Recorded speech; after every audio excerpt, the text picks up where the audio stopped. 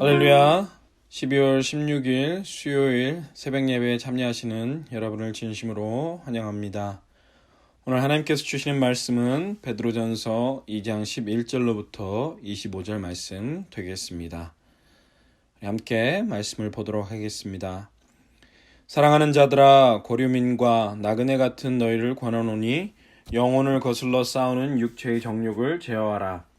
너희가 이방인 중에서 행실을 선하게 가져 너희를 악행한다고 비방하는 자들로 하여금 너희 선한 일을 보고 오시는 날에 하나님께 영광을 돌리게 하려 함이라.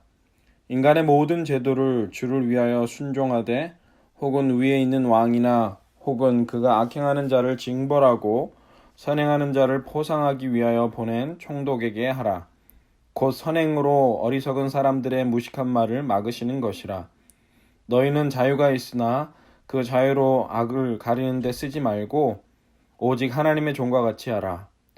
무사람을 공경하며 형제를 사랑하며 하나님을 두려워하며 왕을 존대하라. 사환들아, 범사에 두려워함으로 주인들에게 순종하되 선하고 관용하는 자들에게만 아니라 또한 까다로운 자들에게도 그리하라. 부당하게 고난을 받아도 하나님을 생각함으로 슬픔을 참으면 이는 아름다우나 죄가 있어 매를 맞고 참으면 무슨 칭찬이 있으리요. 그러나 선을 행함으로 고난을 받고 참으면 이는 하나님 앞에 아름다우니라. 이를 위하여 너희가 부르심을 받았으니 그리스도도 너희를 위하여 고난을 받으사 너희에게 본을 끼쳐 그 자취를 따라오게 하려 하셨느니라. 그는 죄를 범하지 아니하시고 그 입에 거짓도 없으시며 욕을 당하시되 맞대어 욕하지 아니하시고 고난을 당하시되 위협하지 아니하시고 오직 공의로 심판하시는 이에게 부탁하시며 친히 나무에 달려 그 몸으로 우리 죄를 담당하셨으니 이는 우리로 죄에 대하여 죽고 의에 대하여 살게 하려 하심이라. 그가 채찍에 맞음으로 너희는 나음을 얻었나니 너희가 전에는 양과 같이 길을 잃었더니 이제는 너희 영혼의 목자와 감독 되신 이에게 돌아왔느니라. 아멘. 우리 하나님의 말씀 함께 묵상하도록 하겠습니다.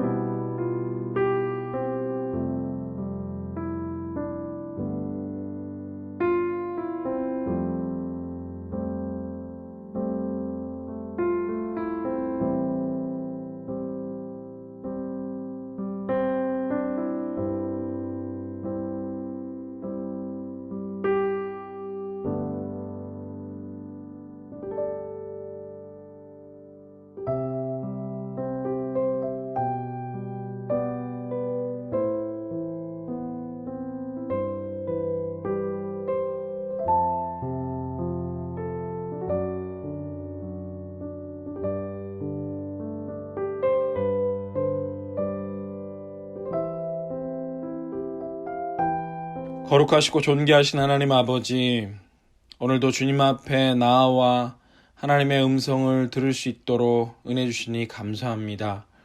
하루하루 살아가는 것이 오로지 주님의 은혜임을 기억하며 또 주의 뜻대로 살아갈 수 있도록 도와주시옵소서. 감사드리고 예수님 이름으로 기도합나이다. 아멘. 얼마 전에 미국 대선이 있었습니다. 민주당 후보와 공화당 후보 양쪽으로 온 나라가 갈라져서 열렬하게 지지하는 세력과 또 반대하는 세력 간의 큰 다툼이 있었습니다. 선거 때마다 이런 현상은 자주 나타나는 걸 보게 됩니다. 그것은 누군가가 큰 권력을 잡음으로 인해서 그만큼 사회가 자신들이 원하는 방향으로 변화되기를 바라는 마음이 크다는 것을 보여주고 있죠. 하지만 문제는 바라는 만큼 세상이 결코 쉽게 새로워지지 않는다는 데 있습니다. 아무리 탁월한 리더십의 소유자이며 마음을 움직이는 소통가라 할지라도 정의롭고 공의로우며 참된 행복과 만족을 누릴 수 있는 새로운 사회로 나아간다라고 하는 것은 참으로 쉽지가 않습니다. 아니, 가능하지가 않습니다.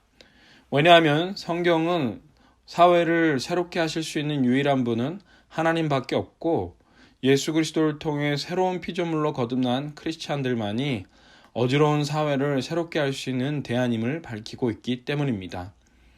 오늘 본문을 통해서 사도 베드로는 어떻게 하면 주님의 통치가 임하는 새로운 사회를 살 수 있을지를 당시 성도들에게 알려주고 있습니다. 그 자세한 내용들을 함께 생각해 보면서 우리들에게 이 현대사회에서 어떻게 살아가야 하는지를 다시 한번 생각해 보는 귀한 시간 되기를 소망합니다. 먼저 하나님께서 다스리시는 새로운 사회는 어떻게 이루어지는가?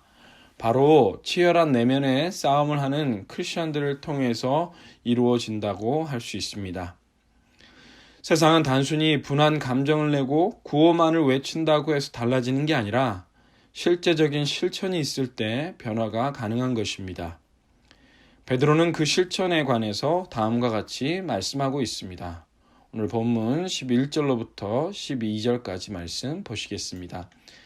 사랑하는 자들아, 거류민과 나그네 같은 너희를 권하노니 영혼을 거슬러 싸우는 육체의 정욕을 제어하라. 너희가 이방인 중에서 행실을 선하게 가져 너희를 악행한다고 비방하는 자들로 하여금 너희 선한 일을 보고 오시는 날에 하나님께 영광을 돌리게 하려 함이라. 아멘. 사회를 바꾸는 일은 무엇보다 다른 누군가가 아닌 외부인과 나그네처럼 살아가는 크리스천 스스로가 먼저 실천해야 된다는 것을 강조하고 있습니다. 우선 육체의 정욕을 제어하라는 뜻을 살펴보면요. 그것은 죄를 지으려고 하는 자기 내면의 욕구와 싸워야 한다는 뜻입니다. 우리는 죄를 지으려고 하는 내면의 욕구들을 하루에도 수없이 마주대합니다. 죄와 싸우되 피 흘기까지 싸우라고 말씀하신 하나님의 말씀을 온전히 따를 때 하나님의 나라가 이 땅에 임하고 사회는 새로워지는 줄 믿습니다. 또한 베드로가 말하는 실천은 무엇인가? 바로 선한 일을 행하라는 것입니다. 이방인 중에서 행실을 선하게 하라는 것은 앞서 말한 거룩히 구별된 삶을 사는 것을 의미합니다. 주님께서 오시는 날에 그분께 영광을 돌려드릴 수 있도록 선한 행실을 감당해야 한다는 것입니다.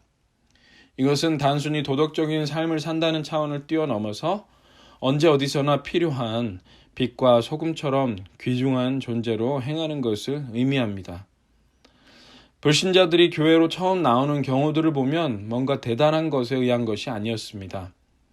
같은 직장에 있는 동료나 상사, 그리고 친구들이 다른 사람들과는 다르게 진정어린 조언을 해주고 실수할 때 친절을 베푸는 게 신기해서 무엇이 그를 그렇게 만들었을까를 지켜보다가 예수님이 그 이유였음을 발견하고 그 예수님이 궁금해서 교회로 한 걸음 한 걸음씩 나오게 된다는 것입니다. 그러므로 우리의 안에 있는 육체의 정욕을 제어하고 또한 선한 행실을 이방인들 가운데 행할 때 하나님의 영광이 드러나며 또한 새로운 사회로의 변화로 나아갈 수 있게 되는 줄 믿습니다. 오늘 본문 말씀에서 새로운 사회로 나아갈 수 있는 또 하나의 비결은 무엇인가? 바로 그것은 주님을 위해 권위에 순종하는 그러한 모습이 크리스천들에게 있을 때 세워질 수 있다는 것입니다. 오늘날은 권위라는 것이 땅에 떨어진 지 오래입니다. 제가 미국에 와서 처음 충격을 받았던 것은 고등학교를 다니는데 학생들이 책상 위에다 다리를 올리고는 선생님과 아무렇지도 않게 말싸움을 하는 장면이었습니다. 교사라는 권위가 말도 안 되게 떨어진 것을 보면서 너무나 당황스러웠는데 요즘은 한국도 예외는 아닌 것 같습니다. 아무튼 이렇게 사회가 권위를 존중하지 않고 순종하지 않는 모습이 될 때 그것은 하나님께서 원하시는 새로운 사회로 갈 수 없다라는 것을 보여주는 단면이기도 합니다. 베드로는 사회생활을 하는 가운데 권위에 순종하는 자세가 중요한 것을 오늘 말씀을 통해서 다음과 같이 이야기합니다. 인간의 모든 제도를 주를 위하여 순종하되 혹은 위에 있는 왕이나 혹은 그가 악행하는 자를 징벌하고 선행하는 자를 포상하기 위하여 보낸 총독에게 하라. 13절로부터 14절까지 말씀입니다. 이 말은 네로와 같은 사람이 왕이고 빌라도와 같은 사람이 총독을 하던 시대를 살던 당시 성도들에게 참으로 충격적인 말씀이 아닐 수 없었습니다. 아무런 죄 없는 수많은 크리스천들에게 누명을 씌워서 산채로 불에 태우고 짐승의 밥으로 넘겨주는 끔찍한 일을 하는 악인들이 다스리고 있는 상황에서도 권위의 대왕에서 싸우거나 시위하기는커녕 오히려 복종해야 한다는 것을 강조하기 때문입니다. 이것은 성경이 권위를 말할 때 그것이 합당하고 부당하고를 떠나서 그 자체에 중요성이 있다는 것을 강조하고 있습니다. 그 권위의 끝을 쫓아가면 하나님께서 그 권위의 끝에 계시는데 우리 눈에 보이는 권위를 무시하게 될 때 눈에 보이지 않는 하나님의 권위를 무시하는 것은 결과적으로 뻔한 일이기 때문인 것입니다. 그러므로 우리 크리스천들이 비록 마음에 들지 않는 권위라 할지라도 복종해야 하는 것은 바로 하나님을 바라보기 때문입니다. 13절에 나오는 구절 가운데 주를 위하여 복종해야 된다 이렇게 이야기를 하는데요. 이것은 우선적으로 주님을 욕되게 하고 주님을 거역하게 하는 권위를 무조건적으로 복종하는 것이 아니다. 예수를 배신하게 하고 주일 예배를 드리지 못하게 하는 직장 상사나 부모님, 선생님들의 지시 같은 경우 그것은 첫 번째 권위가 되는 하나님을 거역하게 하는 것이기 때문에 무조건적으로 따를 수는 없는 것입니다. 물론 지혜롭게 그 부분을 다루어야 하겠지만 그러나 여기서의 강조점은 하나님의 권위에 순종하는 마음으로 또한 주를 위하여 인간의 권위에 순종하는 것을 우리 크리스천들에게 명령하고 있다는 것입니다. 결론적으로 오늘 본문 말씀을 통해서 크리스천들이 만들어가야 할 하나님이 다스리시는 새로운 사회는요, 죄와 싸우는 내면의 싸움이 철저히 이루어질 때, 그리고 선행을 우리 주변 사람들에게 행할 때, 또한 하나님께서 세우신 권위에 순종하는 자세로 나아갈 때 이루어지는 줄 믿습니다. 우리가 새롭게 해야 하는 사회는 어떠해야 하는지를 함께 생각해 볼 수 있는 말씀을 나누면서 오늘 말씀을 마치겠습니다. 제가 터키에서 사역을 했을 때 세 부류의 선교사님들의 이야기를 들은 적이 있습니다. 20년 넘게 사역을 하고 난 뒤에 각각 현지를 떠나야 할 때가 되어가는데 첫 번째 선교사님이 떠날 때는 아무도 공항에 나오지 않았다고 합니다. 두 번째 선교사님께서 떠날 때에는 현지인들이 와서 박수를 치며 가는 그 선교사님의 길을 아쉬워했다고 합니다. 마지막으로 세 번째 선교사님이 가실 때는 공항을 가득 메운 현지인들이 발을 구르면서 제발 안 가면 안 되냐고 울음을 터뜨릴 정도가 된 그러한 안타까운 현장이었다고 합니다. 우리는 어떤 크리스천이 되어야 하겠습니까? 우리가 몸담고 있던 사회 현장을 떠날 때 이사라든지 아니면 다른 삶의 형편을 따라서 이동해야 할 때 남아있던 사람들에게 우리는 어떠한 사람들로 기억되는 길을 원하는지를 함께 생각해 보면서 주 안에서 아름다운 백성들로 드러나는 저와 여러분들 되시기를 간절히 축원합니다. 이 시간에 우리 함께 첫 번째로 기도하실 내용은요. 하나님, 우리가 이 세상을 하나님의 은혜 가운데 변화시킬 수 있는 주의 백성들로 서게 하여 주시옵소서. 우리가 살고 있는 삶의 현장, 직장과 가정과 학교에서 하나님의 영광을 드러낼 수 있도록 해달라고 우리 함께 기도하겠습니다.